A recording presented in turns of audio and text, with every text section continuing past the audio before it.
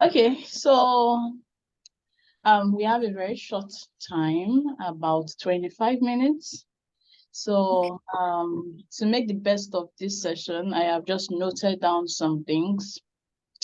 And so just introduce yourself to me. You can just tell me what you do, what you do currently, what do you want to achieve from this couple of minutes of our session. And, yeah, let's just quickly get to it. Okay, my name is Blessing Jaga. Actually, I used to be an accountant. So I've had the passion for UI UX product design since 2020. So I think that was when I started joining your free webinars and master classes. So, but then I wasn't really sure if leaving accounting was what I wanted as at that time. So after those classes, I was still learning on my own, but it was this year, 2022, I decided that, okay, I'm done with accounting. I want to get into tech. So I actually resigned from my job August this year. Then I applied with Tech for Dev.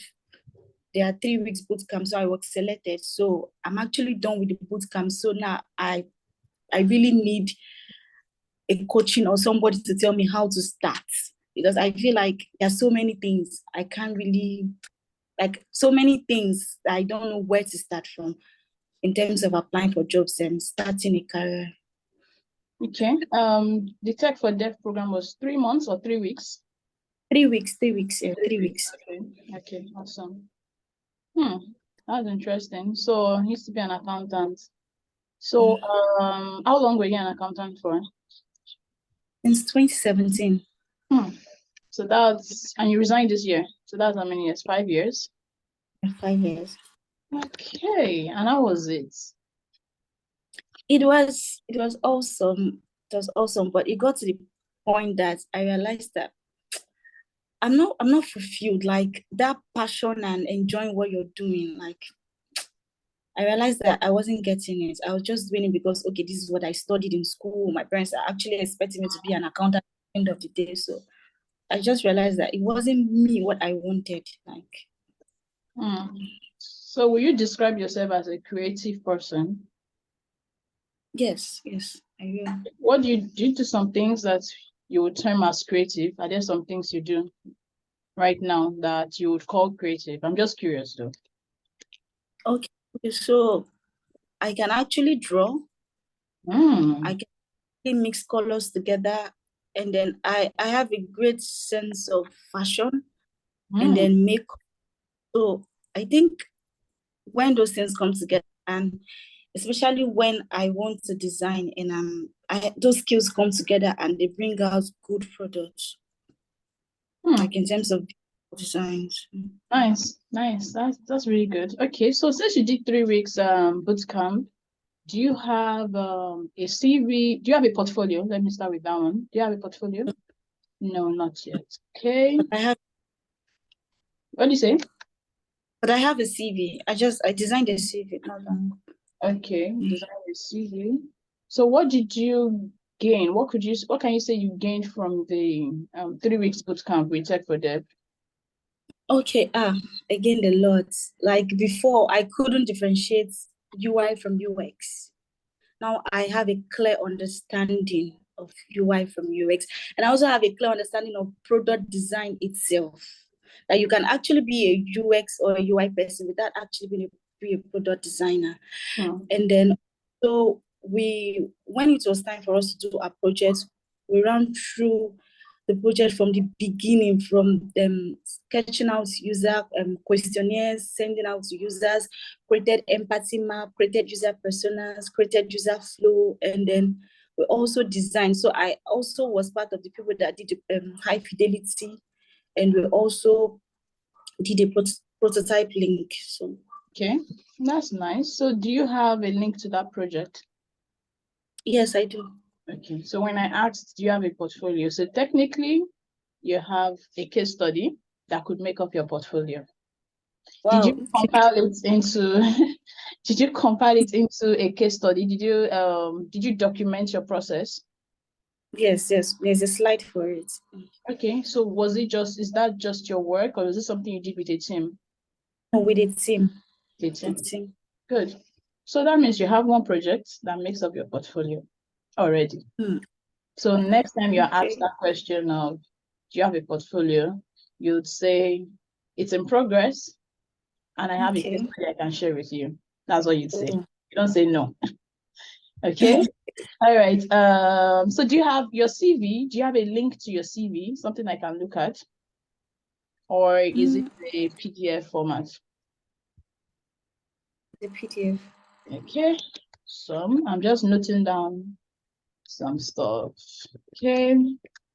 What about so have you been applying to jobs?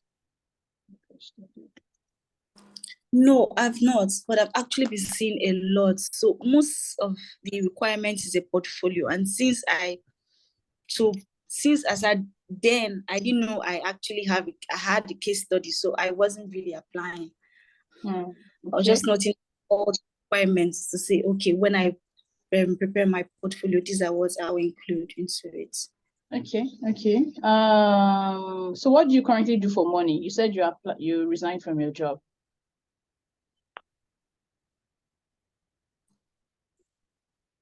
Yeah, what did you say? I was asking, what do you currently do for money? I mean, you said you resigned from your job recently. Okay, so for now, I'm still taking freelance job in accounting. Okay. But I'm not permanently freelance. When it comes, I work and go. Okay, awesome. Okay, let's see. I think I have just a few more questions. So you're not applying for jobs yet, okay? Well, so you would see yourself as a junior. Would you see yourself as a junior, mid, or senior designer? Which one would you call yourself? A junior. All right. Okay. Do you have a LinkedIn? I think you shared your LinkedIn profile. You're on LinkedIn. Yeah. Okay, I will just check that out again. Let's see. I think one last question. What is your salary expectation? Okay, as a junior product designer, maybe maybe 200 to 50 will do for a start. Okay, 200 to 250K. Okay, I'll tell you why I asked all these questions. It will make sense to you in a moment. You want to say something? No. Okay. By the way, I like your nails. Thank you. Thank you. Okay, let's see.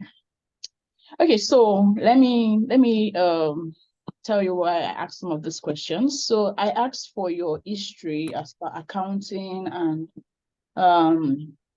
as per what you said you do accounting, and also your interest as per you draw, mixing color, fashion, makeup. I asked for all of that because the field of UX, or let me say product design, is one that is, no, let me say specifically UX. UX design field is one that is it's not a field it's not like accounting. Let me use accounting, or it's not like medicine, where everything you learn is just within that field and for that field. For instance, as an accountant, the knowledge of how to manage people's books and stuff like that is what you use for the business. It's different in UX design because you need to have different kind of knowledge, not just the knowledge of, how to draw, for instance. It's several things. There is the knowledge you need from psychology. There is knowledge from accounting. You need to, for instance, if you want to build a software for, say, an accounting firm, if you want to design something for an accounting firm, you need knowledge around that field. You need knowledge from different fields. You need to know how to have interpersonal skills, how to do research. So UX design is something that is broader. So that's why I usually ask people. That's why I've been asking people, oh, what do you do? What's your experience? What are the challenges you face in your environment and things like that? So Okay. Second thing I want to say is that you said you did a boot camp with Tech for Dev and just 3 weeks. So I would like to tell you that 3 weeks is a very, very short time. It's too short a period of time to actually learn UX design. It's so short, and but then again, like I used to say most times, it's not just about the period of time you spent during, it's not just about the 3 weeks or 3 months or 6 months or 1 year.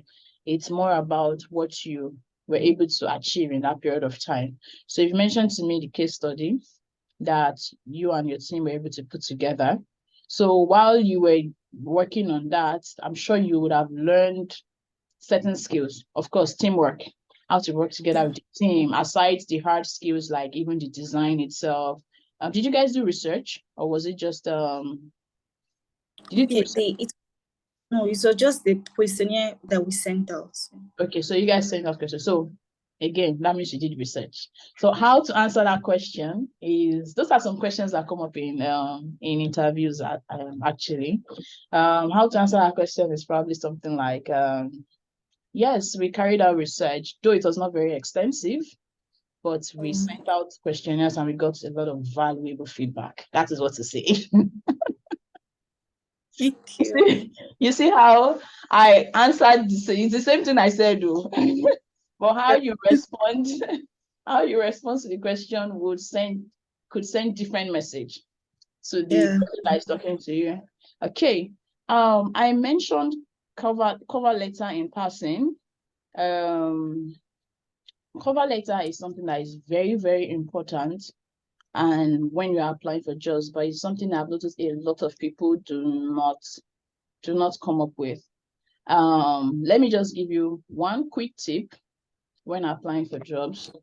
When you're applying for jobs, that field you see most of the time, I will say your cover letter, that is that's the equivalent of your voice speaking in the room when you're not there. So sending your CV and sending your portfolio is not good enough. A cover letter is more than 100% important. So just the way you're applying is how hundreds and maybe even thousands of other people are applying. Apart from your CV being or your portfolio being useful, in short, the very first thing they will read before opening your CV or your portfolio is your cover letter, whether it catches attention. Not just a generic copy and paste thing that you just send to every organization, but your cover letter should have certain important sections in it that cover certain things, that speaks in your voice, that talks about your personality. It's more like you are having a pre-interview session, so to say, with the recruiter, with the first person. So what happens for most companies is that they have several stages. The very first stage, before you even start the process, the hiring process, is the sorting out stage. So they sort out people based on how their application looks like. So even though you might know a lot, even though you might have a lot of value, if you don't present yourself very well, you won't get that job. In short, you will not even get, your feet will not even get into the door. So cover letter is the thing that helps you put your leg through the door. At least you enter before they can now say, okay, let's would like to have an interview with you. So that's why many applicants don't get a call back, because you've not really spoken loud. So now do you have any questions for me before I go ahead? Okay. Really? Yeah. No questions for now. I'm really enjoying. There are no questions for now. Okay, good. So there are going to be, so this stage of our conversation is the very first step. I do this as it's like a equivalent of a diagnostics. Actually, I call it a diagnostic session, where I understand your past, understand your present. I try to understand your ambition, what you'd like to achieve. And so I could call it a clarity session or a diagnostic session, like a doctor, so to say. So The next stages are supposed to be more of a coaching session. It's going to be 4 sessions. It's going to be 4 sessions, and it's more of a transformational coaching session. It's not where I would be teaching you product design. I won't be teaching you UX design. I won't be teaching you the basics. No. I will not be looking at Figma. I will not be teaching you how to move things around in Figma design. Yes, there'll be those times where I look at your designs and I give you pointers to things you can improve on, but I would not actually be teaching that, because I have courses for that, and there are so many courses out there for that, actually. A lot, too many. But what I realized that you need right now is more of coaching, like you rightly mentioned, more of mentoring. So it's going to be 4 sessions as 1 session per week. So it's a month, it's a month session. The next one is starting in January. And I would actually get back to you and other people on the exact time, but most likely first week in January. And I want us to start the year fresh on it, so that people, I'm looking at a situation where, based on the sessions we're having, people can even start getting called for good interviews. How I could, depends on when during the process, how proactive you are. Depends on how proactive you are during the process. If you're very proactive and you're applying well for jobs, you work on your portfolio day and night. During the process, during the 4 weeks, you might actually have the opportunity for me to help you through the interview processes. So it depends. But if that does not happen during the process, then that would be an extra, that would be outside of the session. So that's going to be 4 weeks. Some of the things that you'd benefit, I would still send an email about it, but some of the things that you'd benefit is you know the platforms you need to be on to get jobs. You'd not just know, but I would actually assist you in setting up your profile on this platform, so that you know what these recruiters are like looking out for, because recruiters are mostly the group of people that look at your portfolio in the very beginning. And then the other thing I'll be offering in the sessions would be LinkedIn profile. So I know you have a LinkedIn profile. I think I actually glanced at it before this meeting. But your profile needs to speak, because a lot of these jobs, what they now do is what most of these recruiters and even HR managers within companies do now is they don't necessarily put out vacancies that much anymore. So yes, they might put it out, but what they do is they now headhunt. They would literally search based on certain parameters, and when they search, they would find you. And when they find you, they will send you a message. I get an average of 3 new job hunting messages in my LinkedIn DM almost every week, and that's like new ones. And it is based on, and I even get, how LinkedIn will tell you, oh, you appeared in this number of searches this week.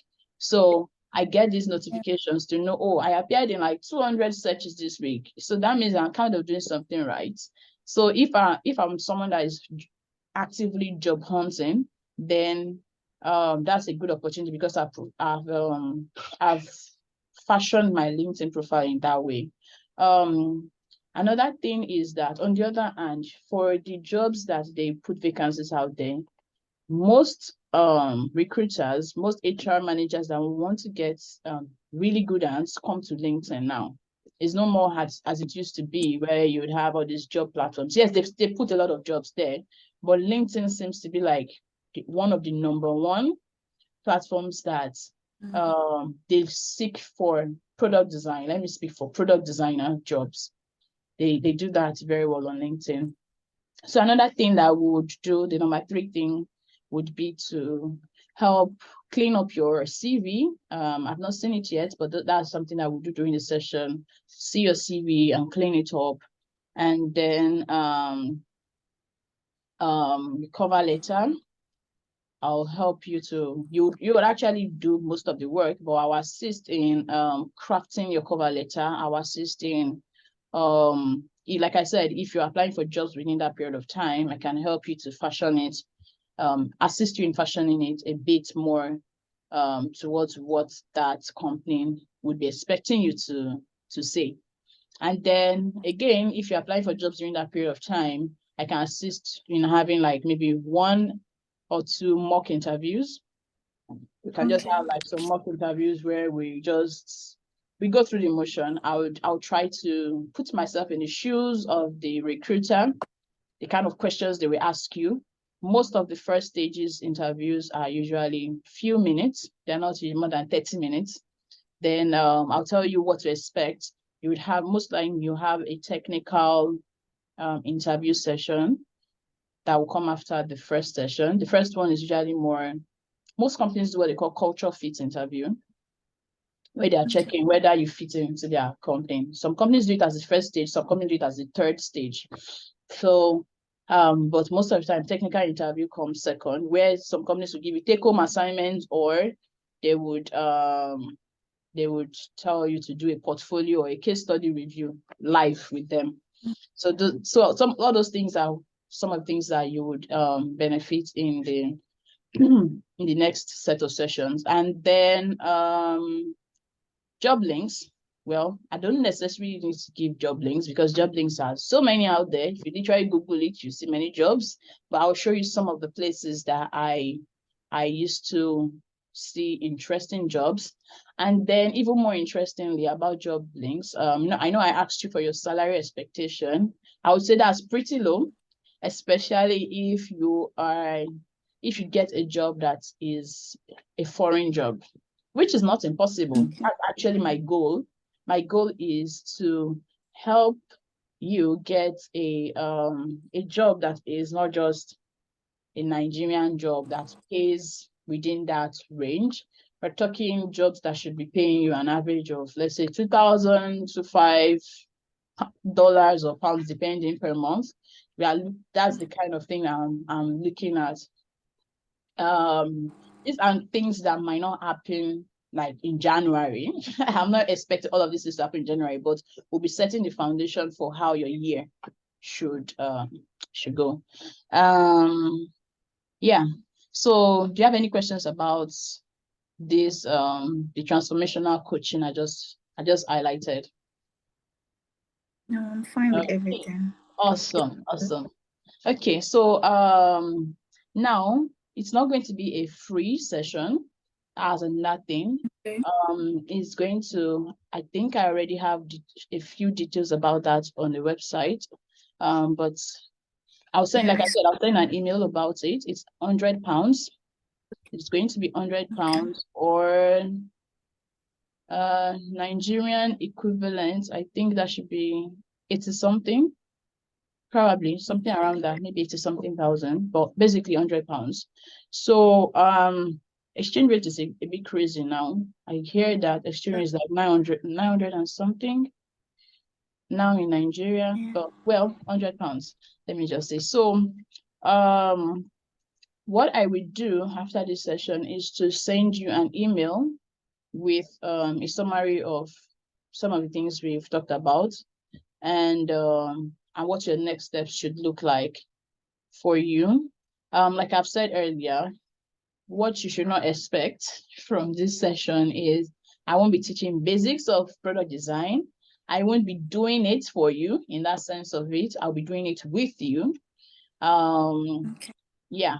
So those are some of the things. Then I've not 100% concluded yet on whether it's going to be a one-on-one session or whether it's going to be a group session.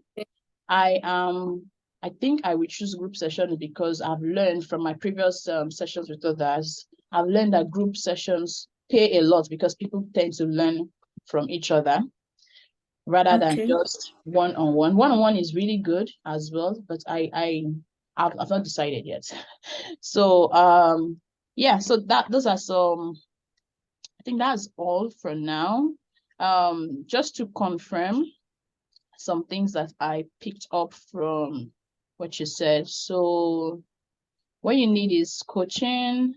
You see yourself as a Yeah. creative person. You don't yet have a portfolio. That's something, yeah, that's also something else we'll do together. That's like one of the very first things actually we'll do together, most likely in the very first week, actually building your portfolio together to look like what it should be. So I'll show you different ways by which you can come up with your portfolio. You can create your portfolio as a website, you can create it as a document, and I'll show you Okay. how you can be able to share this portfolio with recruiters, and even how you can be able to move around case studies in your portfolio based on the job you're applying for. That's another thing. Okay. It's not just about sending in your CV and sending in your portfolio, the general one to every company. No, you need to be able to have maybe 2 or 3 versions of it, depending on the kind of company. So those are some other things that we'll touch on. And yeah, I think that is it for now.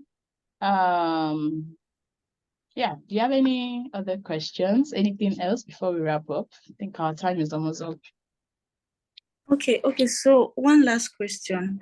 So I was talking to one of my friends during the weekend. So he was advising that I shouldn't put myself out there for internship position. Hmm. That's what he was saying. Okay, that you should not, right? That's what you advise. I should Well, not.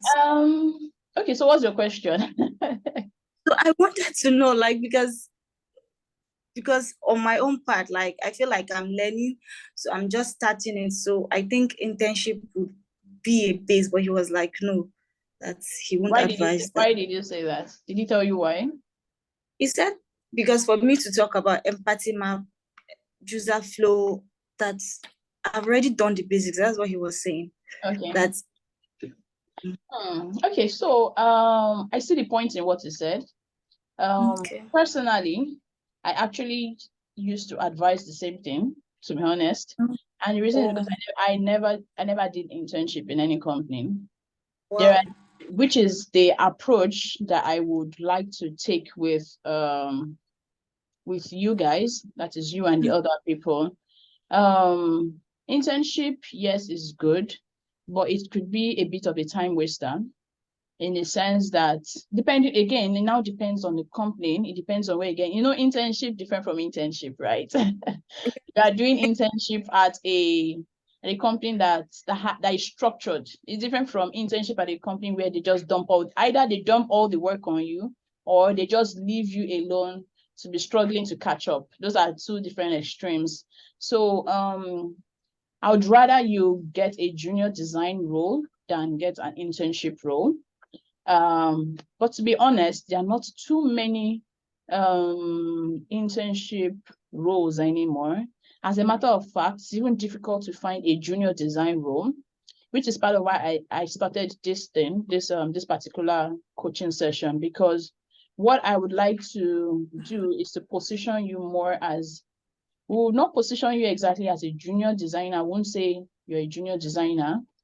The way we would have your portfolio would be one that is of such quality that they would not even look at you as a junior designer. You could have been doing something for the past 3 months, for instance, and you look like you've been doing it for 2 years.